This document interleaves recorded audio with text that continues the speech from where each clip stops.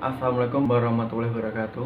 Perkenalkan, nama saya RK Wijaya dengan NIM 5111422073. Di sini saya akan menjelaskan mengenai dampak positif dan manfaat literasi digital sebagai tugas proyek pulangan tengah semester mata kuliah literasi digital.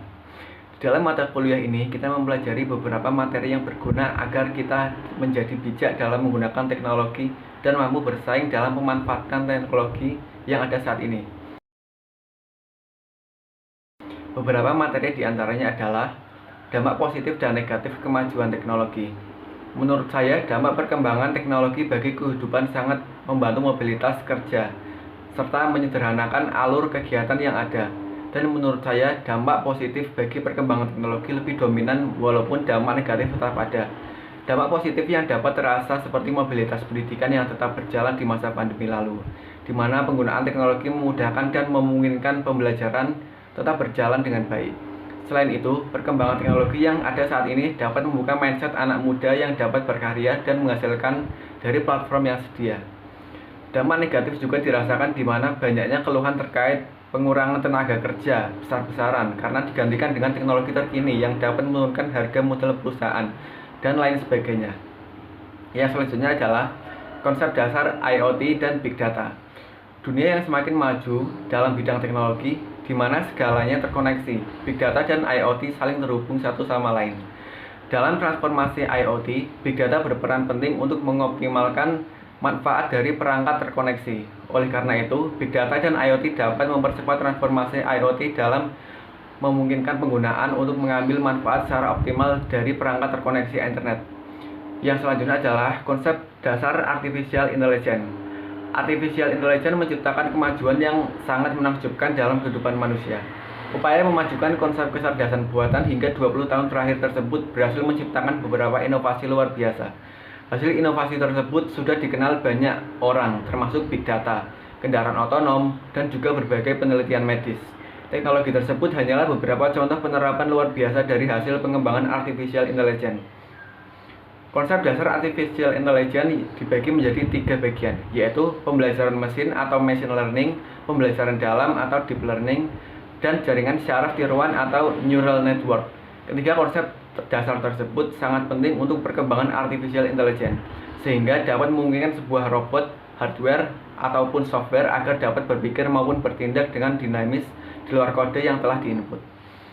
Yang selanjutnya adalah konsep dasar e-commerce.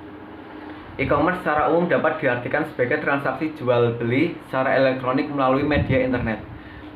Selain itu, e-commerce juga dapat diartikan sebagai suatu proses berbisnis dengan memakai teknologi elektronik yang menghubungkan antara perusahaan, konsumen, dan masyarakat dalam bentuk transaksi elektronik dan pertukaran atau penjualan barang, servis, dan informasi secara elektronik. Kemudian materi yang selanjutnya adalah etika dunia cyber. Jadi ketika kita berbicara tentang etika, otomatis kita berbicara tentang moral.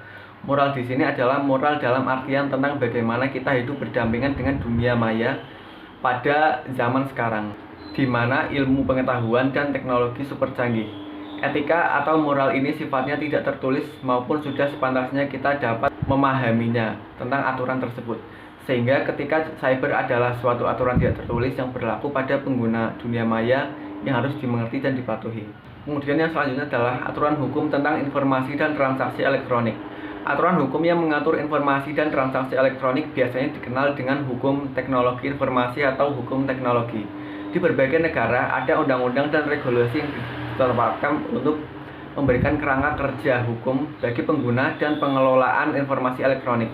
Beberapa hal yang biasanya dicakup dalam peraturan tersebut meliputi perlindungan privasi dan data, yang selanjutnya keamanan informasi, transaksi elektronik, ketentuan penggunaan internet, e-commerce, hak kekayaan internet intelektual, pengadilan elektronik, kebebasan berbicara, dan kepatuhan terhadap standar keamanan dan kepatuhan industri. Itu tadi adalah beberapa rangkuman materi yang dapat saya berikan.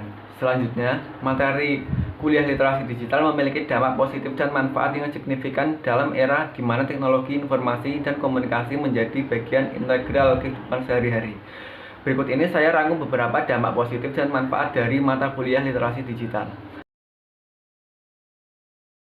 Yang pertama, Pemahaman teknologi. Mata kuliah literasi digital membantu mahasiswa untuk memahami secara mendalam tentang teknologi, termasuk perangkat keras dan perangkat lunak terkini. Dengan pemahaman ini, mahasiswa dapat lebih mudah beradaptasi dengan perkembangan teknologi yang terus berlanjut. Yang kedua adalah keamanan digital. Literasi digital mengajarkan konsep keamanan digital, seperti penggunaan kata sandi yang kuat, proteksi terhadap malware, dan tindakan pencegahan cybercrime. Ini membantu mahasiswa untuk melindungi diri mereka sendiri dan data pribadi mereka dari dunia online yang penuh resiko. Yang selanjutnya adalah penggunaan yang bertanggung jawab. Mahasiswa belajar tentang etika digital dan tanggung jawab penggunaan teknologi. Mereka diajarkan bagaimana menggunakan media sosial, berkomunikasi online, dan berpartisipasi dalam ruang digital dengan penuh tanggung jawab dan kesadaran terhadap dampak sosial. Yang keempat, peningkatan produktivitas. Literasi digital membekali mahasiswa dengan keterampilan produktivitas digital, seperti manajemen waktu online, kolaborasi virtual, dan penggunaan alat produktivitas yang dapat meningkatkan efisiensi dalam pekerjaan dan studi. Kemudian yang kelima adalah kritis terhadap informasi. Mahasiswa dilatih untuk menjadi konsumen informasi yang kritis. Mereka memahami cara mengevaluasi keberlakuan informasi, mendeteksi berita palsu, dan menggunakan sumber daya online dengan bijak. Kemudian yang keenam, pengembangan karir. Literasi digital memberikan keuntungan kompetitif di pasar kerja modern. Mahasiswa yang memiliki pemahaman mendalam tentang teknologi dan keterampilan digital cenderung lebih diminati oleh perusahaan yang mencari profesional yang dapat beradaptasi dengan cepat dengan perubahan teknologi. Dan yang terakhir, pemberdayaan individu.